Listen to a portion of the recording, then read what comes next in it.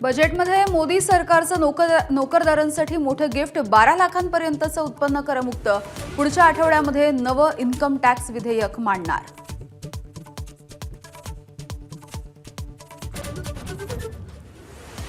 Cancer सहित 36 औषधांवरची custom duty हटवली। Electric वाहनं, मोबाईल, चामड्यांच्या वस्तू, एलईडी, एलसीडी स्वस्त होणार।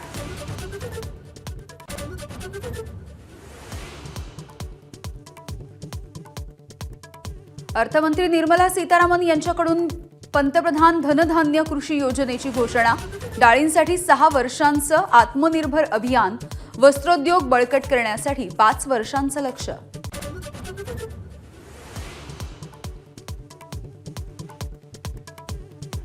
स्टार्टअपसाठीचं कर्ज 10 कोटींवरून 20 कोटी रुपये करण्याची अर्थमंत्र्यांची घोषणा।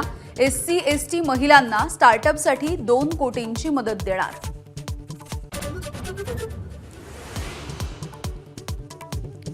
वैद्यकीय शिक्षण घेऊ इच्छिणाऱ्यांसाठी खुशखबर। वैद्यकीय महाविद्यालयांमध्ये वर्षभरामध्ये 10,000 तर 5 वर्षामध्ये 75,000 जागा वाढवणार।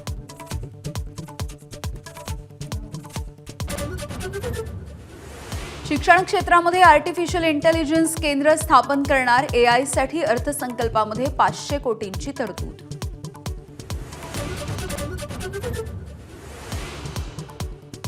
बजेटमध्ये मोदी सरकारकडून बिहारवरती घोषणांचा पाऊस। मकाना बोर्ड, अन्न प्रक्रिया विषयक राष्ट्रीय संस्था आणि नवीन ग्रीनफील्ड विमानतळाचंही गिफ्ट।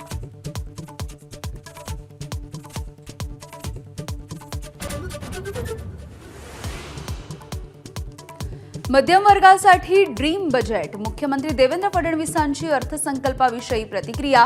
तर आजचा अर्थसंकल्प म्हणजे मोदी सरकारच्या दूरदृष्टीचं ब्लूप्रिंट। अमित शहांकडूनही कौतुक।